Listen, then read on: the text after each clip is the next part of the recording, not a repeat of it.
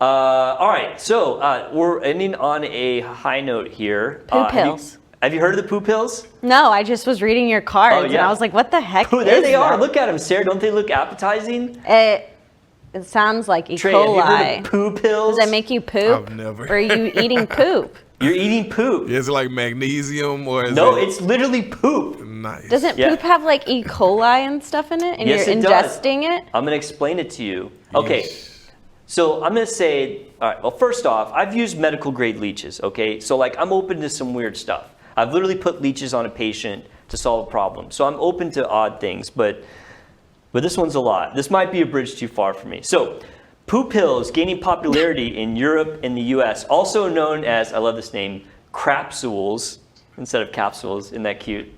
Crapsules. No, you don't like that? It's cute, right? Isn't that cute? Whoever thought that was like, no, I got it. Not poo pills, crapsules. Isn't that cute? Crapsules. Okay. It's not. So there is like It's a an no actual for me, medical dog. term for this, all right? It's fecal microbiota transplant. Now, this is something that's been around for a long time. People okay? been eating poop for a long time? No, the pill part is the new part. The fecal transplant is not new, and I'll explain what that means. So basically, fecal microbiota transplant, or FMT, is a procedure where you take the stool of a healthy person, okay, stool being poo, and you transplant it to a recipient. And the goal is to restore the balanced and healthy gut microbiome whenever that recipient's patient's intestinal flora gets disrupted, okay? Because you guys know that we got a bunch of bacteria in our bowels. Right. And it's supposed to be there. Like it's kind of a symbiotic thing, right? Like it's supposed to be there to help break down stuff and all that, and prevent unwanted bacteria from getting in there, okay? So how do you do this? Well, they screen potential donors for, bad stuff, HIV or, all kinds of viruses and bad bacteria. And once they say, okay, this poop's okay, they get the poop and they process it. I don't have any pictures of that. You're welcome for not including pictures of the poop process in. I kind of want to know what it looks like now that I'm saying it out loud. But last night when I was prepping this, I was like, probably not going to look for that. But now I probably am. Sorry. No. So they process it into a liquid or freeze-dried form. Okay, it's delivered most commonly by colonoscopy. Okay. So this has been done for a while, and I'll explain why. They transplant the poop from a colonoscopy. Okay, but the freeze-dried poop pill crapsules are the new part.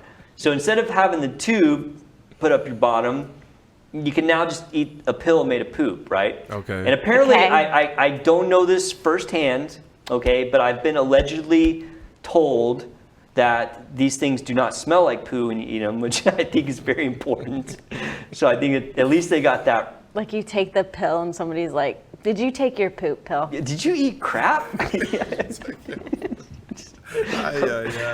all right, we're gonna hold it together because this is a real thing. All right, so what does it treat? So the Food and Drug Administration has only one FDA-approved treatment, and that is for recurrent C. difficile. Have you guys ever heard that? Probably not. Okay, No. so C. difficile, which is Clostridioides difficile. It used to be Clostridium, but they changed the name. I didn't know that. They just changed that recently. I had to figure that out when I was doing this. Is a potentially life-threatening infection of your colon. Okay. It's pretty bad. I've treated patients with C. diff. We just call it C. diff in the hospital. It's basically when the good bacteria in your gut get knocked out by a bunch of antibiotics, and then C. diff comes in because it's resistant to everything. But C. diff is not a happy, friendly bacteria where it's like, hey, colon, I'm going to be your friend and do important stuff. No, C. diff's like, I'm coming in here to like wreck stuff. Yeah, I'm going to like make stuff bad for you. And it can absolutely kill you. Like it's super bad. So what they do is they transplant poop, like healthy poop, into your colon, and then the healthy bacteria compete with the C. difficile, and it's actually super effective. There's studies showing that one treatment has a 90% success rate of restoring normal bacteria to colon, right? Okay, I feel like that's a very legitimate reason for wanting someone else's poop, I think. I don't know if I really want the pills. Okay. So you can be like a normal person Question again? You just time. have to take poop pills? All right, here's the question for you, all right? We're going on record right now. You gotta have someone else's poop. Your choices are you can have a tube up your butt, or you can eat a pill that's called a capsule. What are you going to pick, Sarah? I'd do a pill. You do a pill, Trey? It's such a small world. This is the second time this week I'm having this conversation. Get out of here. You've had promise. this conversation. You were asked. Are you sure this is not Would you rather take a pill or have a tube up your butt? Let me explain. We have a coworker here who has stomach issues, and I think they said the only way that they would be able to be treated is if they took poo from a family member of theirs and they like had to like put it in themselves or something like that. There's a treatment for it, but it's really like just out there.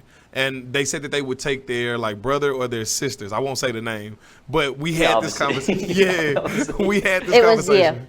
No, it was not. I promise you, because they can't eat eggs. Like their stomach. So they asked you, would you rather have a tube up your butt or eat a pill made of poop? Yeah, because I think the only way that they can. How has that conversation happened twice in the same week, dude? You may be the only person in the entire world that has had that conversation twice in the same week. We have some weird conversations. That is in crazy, the office. dude. Whose poop would you eat? A healthy donor? Do you get to pick? I don't know. Yeah, do you get to I pick? have no clue. I couldn't I'm not even answer. sure. I couldn't start the answer. So I guess I don't really like having tubes up my butt. So as much as eating a capsule sounds just like the worst thing I've probably ever done in my life, I'd probably go for the pill. Trey? Yeah, I'll probably do the pill too, I guess. Yeah, all right. That's good to know. If I have to. If one of us gets like knocked out, at least we know each other's wishes. We're like you go down in the studio and like you need like an emergency fecal transplant. Out of nowhere, his parents will be like, "What are we gonna do?" I'll be like, "Dude, I know the answer." Like Trey said, the pill. Like just put it in his mouth. All right. Gosh. So, okay, Trey, so you were talking about some of the experimental uses for fecal transplant. Yes. So there's some you really have to have a good reason for me to eat poop, okay? Like I need a solid reason. And the C. diff one is maybe I can understand that one. So some of the other experimental uses are intestinal and pancreatic cancer, all right? There's studies ongoing, all right? Some maybe some optimistic results, not settled yet. Inflammatory bowel disease and irritable bowel disease, that's probably what you were talking about, Trey. Ulcerative colitis, and then cirrhosis-related intestinal complications. Okay, maybe, all right? I might eat poop for that if I had one of those things. That sounds pretty bad, and I don't want to eat poop. But I might do it for one of those things. I feel so immature because every time you say poop, it just makes me giggle. But I will say this, on a serious note, so my coworker, they can't eat anything that we have for lunch. They have to bring their own lunch like on a daily. So they can't eat because they probably got the bowel inflamed, something like that, right? 100%. Yeah, okay. And that's the only solution. Right? So that's an experimental thing though, Trey, that they're doing, unless they're getting like black market poop pills, which I don't recommend that. No, not at all. They're not like off the street, right? No, they haven't done it yet. They said that's the only option. They probably have. They're like going behind the Home Depot and getting you got those capsules, Betty. All right. Okay. Now here's where the weirder things. All right. It gets weirder from here. All right. We're just starting to tap into the weirdness. Although we're almost done, so don't stress, Trey. I know we're running late. All right. So here's the weirder uses: reverse aging. What? People are selling this for reverse. They're not selling it yet, but there's animal studies that showed that the gut, eye, and brain age reversed when they fed poop pills of young rats to older rats. How does that work? I feel like that's proof we're living in a simulation, because that's. I know gut health is important for your whole body. Yeah, you're right, Sarah. I changed my mind. Maybe it does work. Okay, and here's the other one that's weird. There's a company called Fit Biomics, which are using poo pills from high-performing athletes, and they're giving them to slobs like myself, and they say that they can work out better. Allegedly. Oh no. Yeah. I'd rather just take steroids. I know, right? I'd rather just be a slob, man. I don't feel like eating poop. Like that's like a bridge too far for me. Like, I mean, I'll go run and stuff, but I'm not eating poop to look good. Yeah, nah. I'm just not doing it. You'll eat poop to eat food that you like, though. Maybe. I'd consider that one. All right. What are the risks of poop pills? I mean, aside from no one ever wanting to talk to you the rest of your life, which is not a real risk.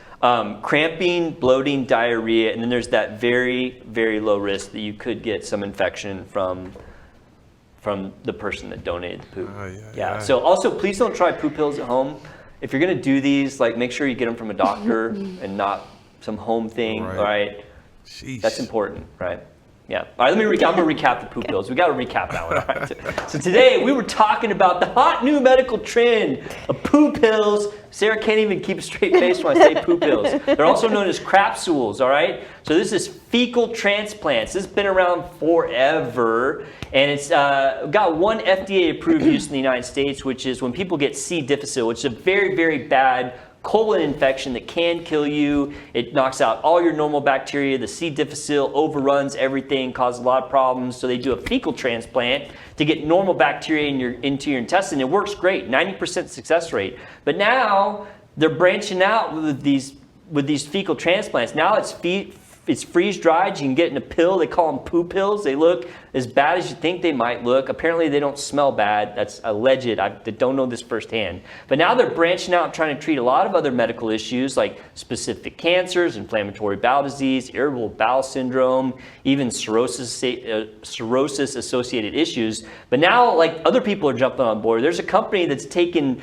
poo pills of healthy athletes and telling you that you can work out better if you use them. Still experimental. It's not on the market yet. Another company's using them for, what was the other one that we were talking about? I can't remember. Oh yeah, reverse aging. Poo pills to make you younger. So this stuff's all new. I'm not buying into any of it just yet, and the whole thing kind of makes me a little bit nauseous, but maybe, I don't know. We'll see what the research shows. So there you go, poo pills. All right. This is a fun episode. I really like this episode. We had a lot of people like talking like in the chat. Yes. Chat was lit, man. I can't see it, but I just feel like it was lit because you were like always like, oh, someone's in the chat. It's definitely live. Chat's like lively. Shout out chat. Chat's lively right now. Thank you, chat. Come back next week. We'll be here. All right, let's wrap this up. Thank you guys, everybody, for tuning in. We really do appreciate it. You guys are awesome. Leave some comments. Thanks, chat. Please come back. We want to see you again. We love you. Bye. Bye.